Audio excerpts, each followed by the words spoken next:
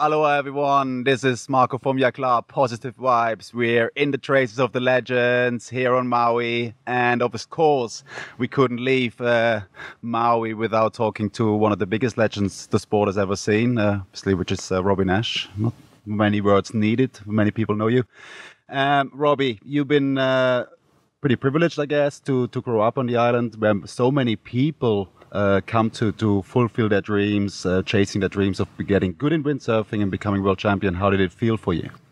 Actually, I grew up on Oahu in Kailua, which is 2 islands that way from Maui. But it was an amazing place to grow up. I mean, it still is, but back then was really amazing. You know, it was much less crowded. It was really very basic. You know, I went to school barefoot, no slippers. You know, it was beach culture, beach lifestyle. And I was lucky enough to have a family that basically raised us at the beach. My dad was a surfer. He was a Hobie Cat sailor when Hobie Cats came out. When I got into windsurfing in 1974 at 11 years old, my dad shortly after took my board and started learning windsurfing. So then we windsurfed together. So I was really lucky to be raised here. In a place like this where you have 12 months a year, warm, sunshine, nice water, waves to surf. You know, I could go after school, take my surfboard, walk to the beach, go surfing, walk home. So I was very, very lucky. And then, of course, when windsurfing got bigger and bigger and things moved to Maui in the 80s, I started coming here in 81. So right when the sport turned pro, we started having contests on Maui. And started coming here every year after that. I finally bought a house here in like 87. And then I've been living back and forth between the islands since then, full-time on Maui now for about 15 years. And obviously we know that you inspired so many people around the world. Who was your inspiration? Hard to say. You know, when people ask me when I was younger, oh, who do you look up to? Who are your idols? I didn't really have any. I think life was different then. You know, in television, we had 3 channels growing up, you know, not like now where there's 300 channels. And I was involved with sports that you didn't see on TV. You know, you didn't see surfing on television. There was no internet. So it was different. I didn't look up to like football players and stuff. That wasn't my world. I was into riding my bike and skateboarding and skimboarding and surfing, and then pretty early on windsurfing. And in windsurfing, there weren't idols, you know, the sport was still really new. I grew up with the sport. So as I grew older, I've had a lot of mutual respect for other athletes, you know, guys that are good at what they do and good people and, you know, exemplify positive attitude and sharing the lifestyle. But it kind of came with age. When I was younger, I was just all about riding and I wasn't even looking at other sports. Like, I literally didn't follow any other sports. I was just windsurfing. Yeah, I do this other stuff, but I don't really care who's good or, you know, very self-centered, I guess, to a degree. And then as you grow older and you appreciate things differently, like guys like Kelly Slater, you can't not respect and look up to. Even though he's a friend of mine, I've known him since he was about 19. There's an amazing athlete. I'm into Formula One now, so I have a lot of Formula One friends and guys that I'm really like, wow, Sebastian Vettel, for example. He's a good guy. You know, I look up to guys that are not just good athletes, but that also represent their sports well, represent themselves well, that are humble, you know, look people in the eye and talk to them one-on-one, not condescending. So yeah, I have a lot of friends that are athletes that I look up to and guys that I respect from other sports that do amazing things. So I've been lucky in that respect that I've been exposed over all these years to a lot of really cool people that do a lot of really cool things. Not long after you started windsurfing, obviously you were right at the start, you got into developing, I think 79, your dad, he sort of started up the Naish Hawaii Limited Edition and you got to work with him. How did it go from there? You've obviously been involved with a lot of development, the boards got shorter, there was even foot straps, although you didn't need them, it looked like, because you were jumping without them. The harness, everything came in. How was that sort of period you went through there? Well, the whole evolution of the sport has been amazing and so much fun. It was fun when the boards were 12 feet long and made out of plastic. You know, it was fun when we made smaller dagger boards so that we could ride little waves. It was fun putting windows in the sails so we could see where we were going. You know, every little step was a big step in the sport. When the board started getting shorter, the sails started getting, you know, more advanced.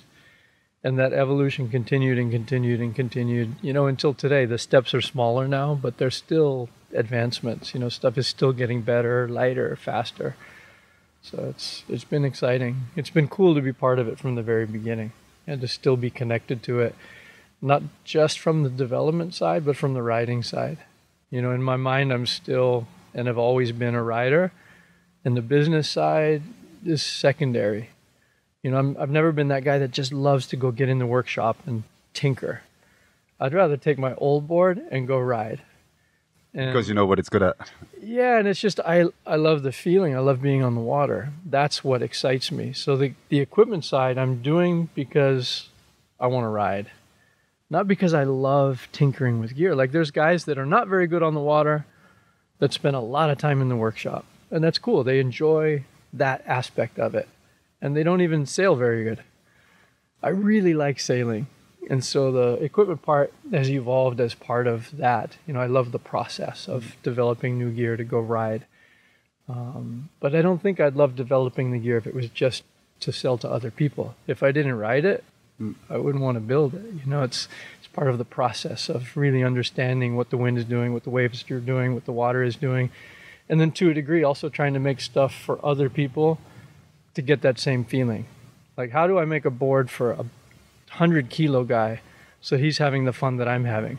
He can't ride my board, but I can try to make him stuff that'll give him the feeling like I'm getting from mine. So that whole process is still really fun. You know, it was fun in the old days, and it's still fun today. And especially taking those things and crossing them over into the other sports, like kite surfing, like stand-up paddling, like foiling, like windsurfing. To me, it's all surfing. You know, I'm a surfer, and, you know, you get the camps, oh, windsurfing, kite surfing. To me, it's the same thing. They're two awesome ways to enjoy the wind and the water. And some sports are better for some people, and, you know, some places are better for windsurfing than for kiting, or kiting for windsurfing. There's no competition for me. They're both awesome. Same with stand-up paddling. It gets people on the water. It gets them that feeling of being on a board. Even if you're just standing on a lake and paddling across with your friends on an inflatable, you're on a surfboard. You're in contact with the water. You're out in nature. To me, it's all good. And now the foiling came in as well, which sort of attracts even more people, I guess. And there's so many people making it on the water, which is great. 99 was it actually when you, I think, founded Naish Sails. Was that only a matter of time, or is this something like that came along the way? What was the idea behind it, and how are things going at the moment? Yeah, it was actually the winter of 95, 96 that I started it. And it wasn't through desire. It was actually through necessity. I had been with Gastra Sales for many, many, many, many years, and the company got bought and sold as companies often do. And it got sold, and the new owners wanted to go that direction with it, and I was like, I don't want to go there. So what was I going to do? Go to Neil Pride? You know, there were only two big companies back then. It was Gastra and Pride.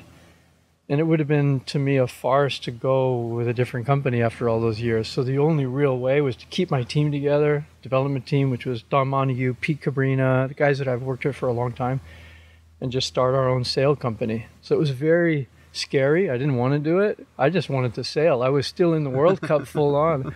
But we did it just to keep the team together. And so we started Naish Sails Hawaii just as a sail brand. And then it slowly grew from there. Because, you know, in 99, we launched our first line of kites. So we were the first company to do inflated kites with the Lake Agno patent. And everybody thought I was crazy. What are you doing? How can you know? And of course, look what happened. You know, all the guys that thought I was crazy are now in the business as well. And kite surfing is really big. So the business side kind of grew as our interest in playing with wind and waves grew. When stand-up paddling came along, it was the same thing. Trying to convince my distributors around the world that stand-up paddling was actually something people would want to do. And for years, they're like, no, that's a Maui thing. No one's going to want to do that.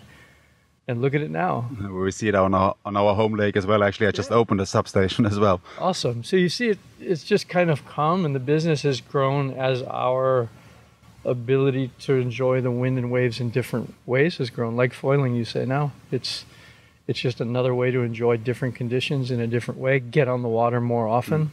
And in the beginning, people thought, no, there's not going to be any market there. And I'm like, no, I think there is a market there. If we make stuff that's easy, accessible, that's not too extreme, that your average guy, that if he can get in the footstraps, he can ride it, then there's a market. And of course, now there is. Over the years, obviously, there were some amazing movies about you, The Rip being possibly the most famous one. I think I watched this over and over, I don't know.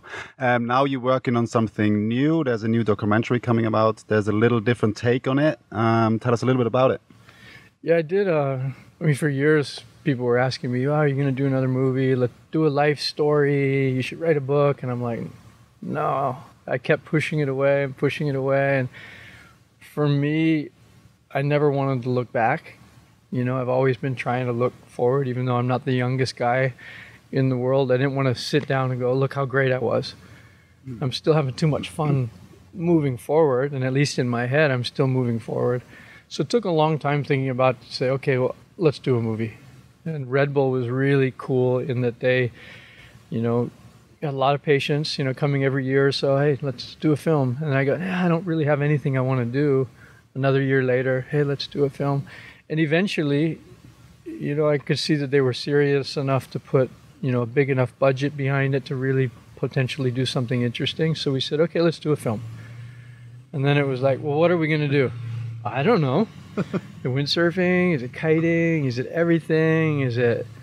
I don't know. Because I didn't have like a target that I was trying to accomplish with it. So we said, well, let's find a director and let it evolve. And so we looked at a lot of different directors, and we went outside the sporting world in the end and got Joe Berlinger, who's a documentary filmmaker from New York, who's never done a sports film. When you meet him, you're like, wow, how can that guy do a Robby Naish movie? But it was a perfect synergy of two worlds kind of coming together. And he's an absolutely gifted filmmaker. When you see some of the stuff that he's done in his portfolio, it's like, wow. And then we got Poor Boys production, Johnny DeCesaris and the crew that did the action side, who really knows surf, windsurf, etc., to do the on-water stuff, combined with Joe's crew doing the backstory. And it turned into a really long project.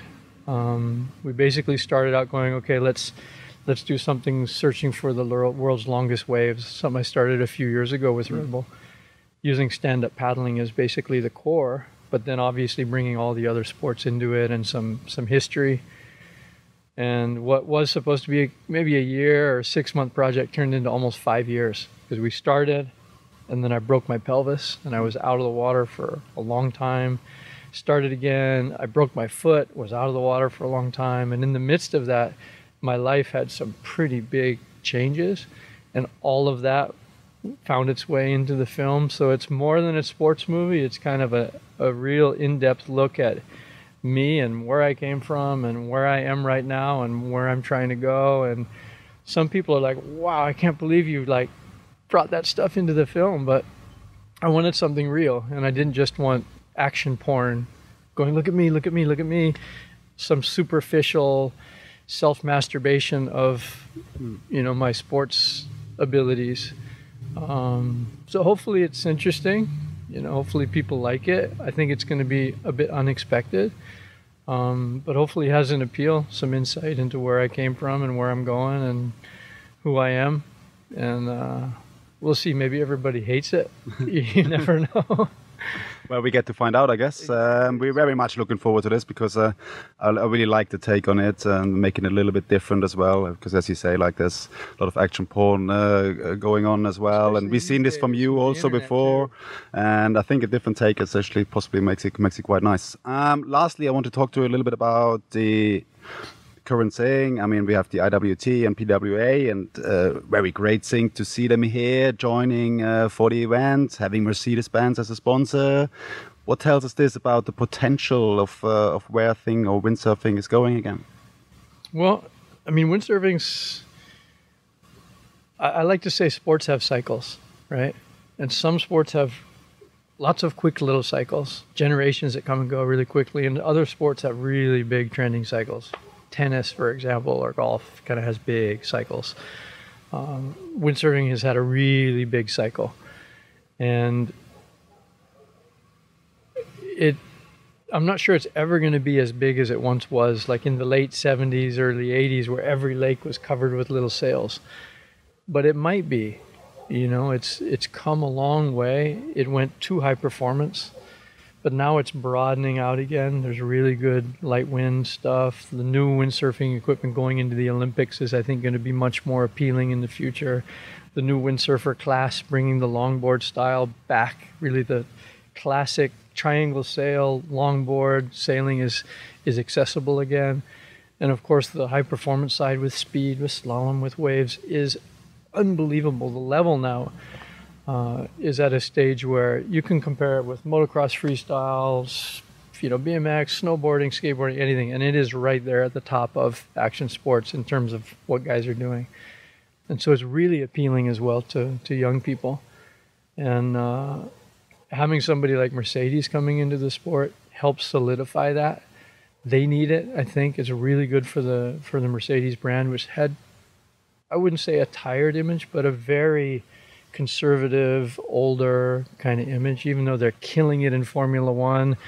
I think it's really good for them. It was a good move to come into action sports and especially windsurfing. But it's great for windsurfing to get somebody like that putting some focus and some spotlight back on the sport, supporting events like Silt, coming to the Aloha Classic. I mean, I jumped in as a last-minute sponsor with the Aloha Classic doing the live stream. Because I just think it's great to be there. Knowing that people from around the world are watching that in the middle of the night, watching the heats take place at Oki. Like we did. like we did, is a good thing. So I think the future of windsurfing is looking better now than it's looked in a long time. Like for my brand personally, and it's hard. You know, I'm Robby Naish. I came from windsurfing, 24-time world champion. And windsurfing is this big a percentage of my business. It's hard.